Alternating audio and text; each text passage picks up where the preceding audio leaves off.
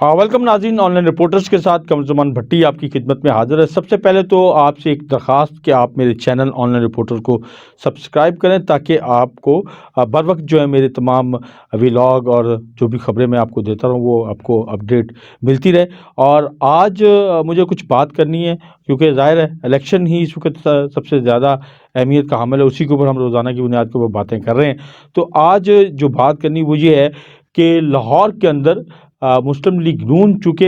उसका चल रहा था मामला कि कुछ उसने इंतखाबी सियासत जो है वो उसमें उन्होंने अलायंस भी करने हैं और उसके अलायंस के तहत जो है आईपीपी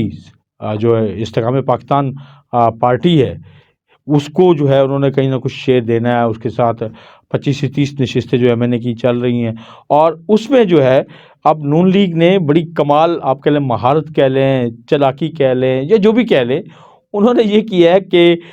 एक बड़ा हाथ भी आप कह सकते हैं वो इस्तेकाम पाकिस्तान पार्टी के साथ कि उनको उन नशिस्तों के ऊपर वो दे रहे हैं, अपने उम्मीदवार विड्रॉ कर रहे हैं और उनको कह रहे हैं कि आप इन नशिस्तों के ऊपर अपने उम्मीदवार लॉन्च करें। अफजल अलीम खान जो इस्तेकाम पाकिस्तान पार्टी के सरबराह हैं वो अब जिस हलके से इलेक्शन लड़ने के लिए इंटरेस्टेड थे वो सारा हलका जो आप कह लें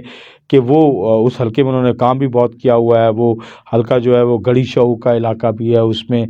शादमान के कुछ इलाके भी आते हैं, उसमें इचरा के भी कुछ इलाके आते हैं, उसमें समनाबाद के कुछ इलाके भी आते हैं, उसमें अगले जो है मुगलपुरा तक के इलाके जो शामिल है और उसमें उन्होंने लोगों के साथ बड़ी एक प्रॉपर एंगेजमेंट उनकी थी। उसमें उन्होंने एक अपना एक फ्लाई नेटवर्क बनाया हुआ, सारा कुछ किया हुआ था। तो उस हलके से तो वो उनको टिकट नहीं मिलने जा रहा, उस हलके से तो मुस्लिम लीग नून जो है उनके लिए रास्ते हमवार नहीं कर रही, बल्कि उन्होंने उनको लिए ऑफ़र किया है कि वो 117 शादरा का हलका, अगर जो मुस्लिम लीग नून की क़यादत का कहना है कि यहाँ से उनकी जमात जो है बड़ी मेजॉरिटी से जीतती है, लाख से ज़्यादा वोट जो है उसकी लीड होती है, मलक रियाज वहाँ से जीतते हैं ये वो। लेकिन अब माहौल बड़ा तब्दील होता जा रहा है, बहुत आप कह लें कि सियासी माहौल में तब्दीली आई है और उस तब्दीली का ये नुकसान है कि नून लीग की अपनी पॉपुलैरिटी जो है वो भी खासी डिस्टर्ब है, शहरी हलकों के अंदर भी और बाकी मकामात के ऊपर भी। तो ये जो सीट है अफजल अलीम खान के लिए, ये सीट किसी तरीके से आप कह लें काबिल कबूल नहीं है। वो इस वक्त ये सोच रहे हैं कि क्या इस सीट ली जाए या ना ली जाए। और दूसरी सीट भी उन्होंने जो उनको ऑफर की है वो आप कह लें कि ओन चौधरी जो जिनके बारे में उन्होंने कहा था कि उन्हें भी लाहौर से सीट दी जाए। तो मुस्लिम लीग नून ने एनए 128 से जो है वो हाफिज़ नोमान को जो है वो जो आप कह लें लेस्को का जिनको जिम्मेदारी भी सौंपी गई थी और उन्होंने बहुत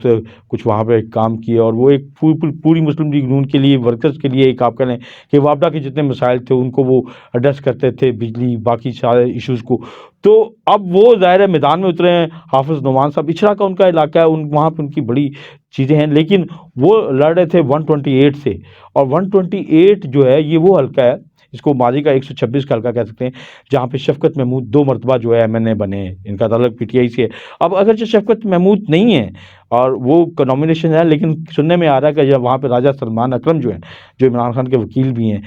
वो जो है वो इलेक्शन में शायद मैदान में उतरे। अब 126 साबिक़ और मौजूदा 128 वहाँ पे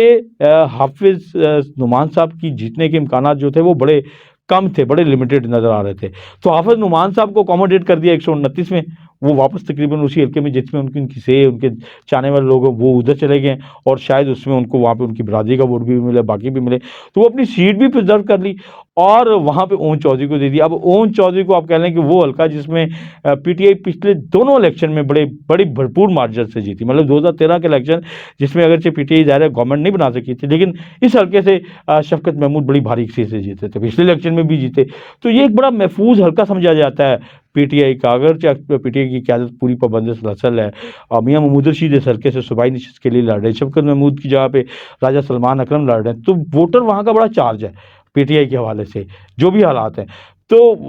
अपना बंदा उन्होंने बचा लिया, हाफिज़ नोमान को उठा के 129 पे ले गए और जो ओन चौधरी है उनको आप कह लें कि कुर्बानी के बकरे के तौर पे। तो 2 सीटें जो मुस्लिम लीग नून ने इस्तेकाम पाकिस्तान पार्टी को दी हैं, दोनों ही आप कह लें कि वो उनके लिए तो इस तरह लग रहा है कि जैसे उनको एक कुर्बानी के बकरे के तौर पे जो एक ऐसी सीट के तौर पे दे दिया गया है कि ठीक है, ये सीट हारनी तो है ही नून लीग ने, तो हारी सीट किसी दूसरे को दे दी जाए, आप अपना उम्मीदवार क्यों हरवाया जाए। तो एहसान का एहसान भी हो जाए जो इस्टेब्लिशमेंट के साथ या जिन के साथ भी उनके कुछ मामला चल रहे थे, चाहे इस्तेकाम पाकिस्तान पार्टी के साथ चले, इवन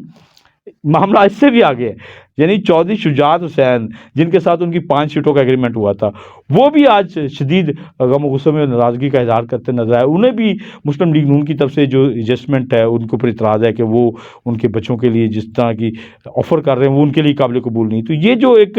कह लें कि नून लीग की क़यादत जो है, वो अपने प्लेयर्स को प्रिज़र्व भी कर रही है, और जहाँ-जहाँ उनको लग रहा है कि उनकी सीटें लूज़ हो सकती हैं, वो लूज़ सीटें जो है अपने उन लोगों को देने की कोशिश कर रहे हैं जो उनके साथ एंगेज हुए हैं इत्तेहादी के तौर पे और बाकी चीज़ों के तौर पे। तो एक ऐसी कह लें गेम जो है वो नून लीग की क़यादत जो है वो कर रही है, और इसके ऊपर बहरहाल अब इस्तेकाम पाकिस्तान पार्टी के लोग भी सोच रहे हैं, चौधरी शुजात हुसैन भी सोच रहे हैं कि क्या हम इनके साथ मामलात आगे चला सकेंगे कि नहीं चला सकेंगे। तो एक आप कह लें कि थोड़ा-सा मिस एंगेजमेंट या जो कि मिस कमिटमेंट के मामलात हैं, वो आगे बढ़ते नज़र आ रहे हैं, और इसकी बुनियादी वजह ये भी कही जा रही है कि जिस तरह की कमिटमेंट की गई थी कि मियाँ साहब जो हैं वो उनको पूरा एक इलेक्शन का माहौल मिलेगा, पूरे तरीके से उनको वही लेवल प्लेइंग फील्ड मिलेगा जो 2018 में पीटीआई की क़यादत को मिला था, इनको भी जो है वैसा ही मिलेगा कि ये भी सारी लीडर पाबंद सलासन होंगे। लेकिन ज़ाहिर है कि अब जो लीडर्स के कागज़ात मुस्तरद हुए थे वो सारे इन्होंने शुरू हो गए। अगर डॉक्टर यास्मीन राशिद के कागज़ात मंजूर हुए, सफ्तान खान नियाज़ी के कागज़ात मंजूर हुए,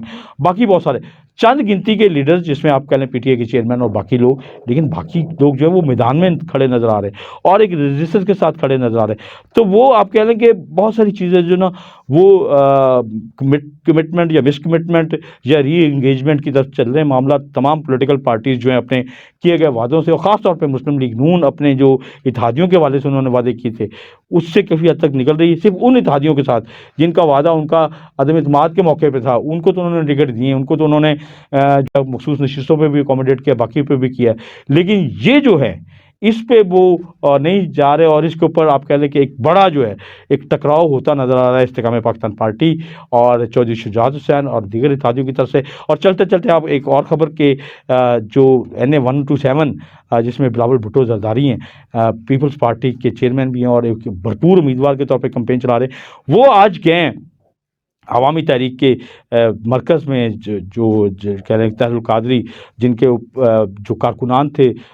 वो पिछले 2014 में जो है वो पुलिस फायरिंग का शिकार हुए थे, और एक पूरा मुकाबला, और उसमें 14 के करीब कारकुनान जो हैं उनकी शहीद हुए, उनका मुकदमा चला। तो आज खुर्रम नवाज़ गंडापुर जो हैं उन्होंने बड़े वाज़ेह अंदाज में बिलावल भुट्टो ज़रदारी की हमायत का ऐलान किया, और उन्होंने कहा कि चूँकि हमारी मुखालफत जो है वो सिर्फ़ और सिर्फ मुस्लिम लीग नून के साथ है, उनके ऊपर ही हमारा मुकदमा है, तो हम इस हल्के में बिलावल भुट्टो ज़रदारी को भरपूर न सिर्फ हमायत करेंगे बल्कि उनकी इलेक्शन कैंपेन भी चलाएँगे, उनके लिए जलसा भी करेंगे। तो एक आप कह लें कि वो अपनी बिलावल जो है अपनी जितने भी उनके लिए वोट बैंक्स हो सकते हैं उन सब के पास जा रहे हैं, और बहरहाल NA 127 में अवामी तहरीक का एक अच्छा खासा वोट बैंक मौजूद है, और ये वोट बैंक हमें पिछले जो ज़मीनी इलेक्शन था जिसमें असलम गिल जहाँ पे खड़े हुए थे, उस वक्त भी अवामी तहरीक ने चौधरी असलम गिल की हिमायत की थी, वो 35,000 पे गए थे। तो अब पीपल्स पार्टी उस वक्त 5 से 35,000 पे गई है। तो अब जिस तरीके से माहौल बन रहा है, बहरहाल ये एक माहौल लाहौर के इलेक्शन का और जो सियासी इत्तेहाद बनते टूटते नज़र आ रहे, इसके ऊपर आपसे बात करनी थी। एक मरतबा फिर जाते जाते कि मेरा चैनल जो है ऑनलाइन रिपोर्टर्स वो ज़रूर सब्सक्राइब करें, ताकि हम आपको गाहे बगाए लम्हा ब लम्हा तमाम सियासी सूरत हाल से और दीगर हालात से अपडेट रख सकें।